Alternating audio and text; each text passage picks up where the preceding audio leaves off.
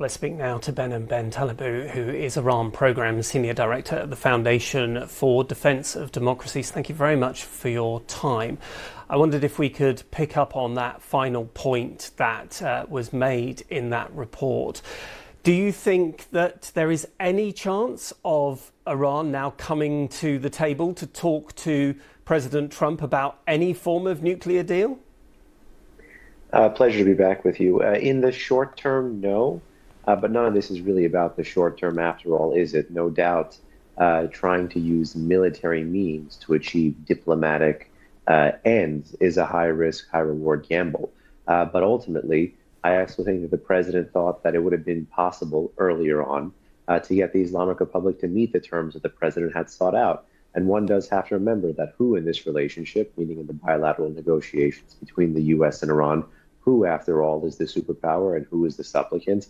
And I certainly think that the Americans were looking for a way to make sure the Iranians understood that their red lines mattered and that the longer the Iranians resisted, the higher the price for not meeting those red lines would be. How long do you think this stage is going to go on, and what is Benjamin Netanyahu's next move?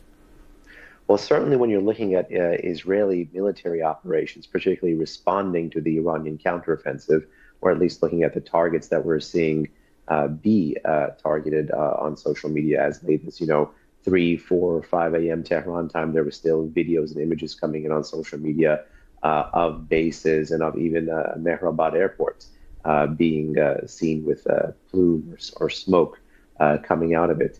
And this means that it's not a strike, it's not an operation, it's part of a larger campaign. And I believe at the start of this, the Israelis hinted this could go on for weeks. So at a minimum, I would be thinking weeks. Do we have any sense yet of how much damage has been done inside Iran from these strikes, particularly on those nuclear facilities?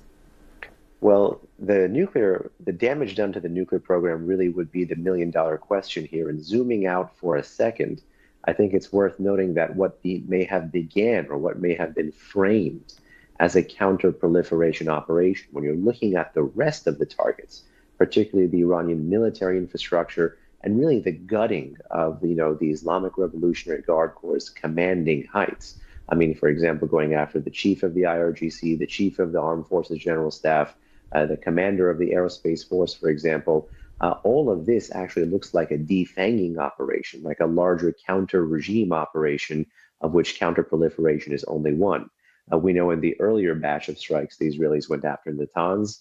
Assumedly, if you take open source reporting at face value, the strike against Natanz was more successful than the much more limited and more recent action at a conversion facility in Esfahan, for example.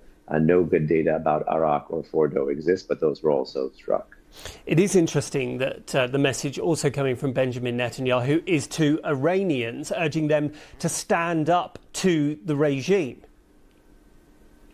Certainly, and that may not happen overnight, but if you zoom out again and look at the larger kind of cycle of messaging, both by the regime against Israel as well as by the Israeli government against the regime and towards the Iranian people, you have seen this theme deployed in public diplomacy and in messaging and in overtures by Israeli officials before, particularly from Prime Minister Netanyahu.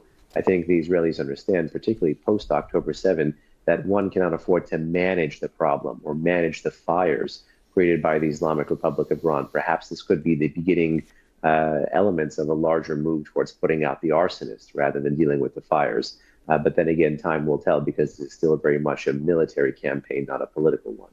Behnam Ben Taleblu from the Iran Programme Senior Director at the Foundation for Defence of Democracies. Thank you very much.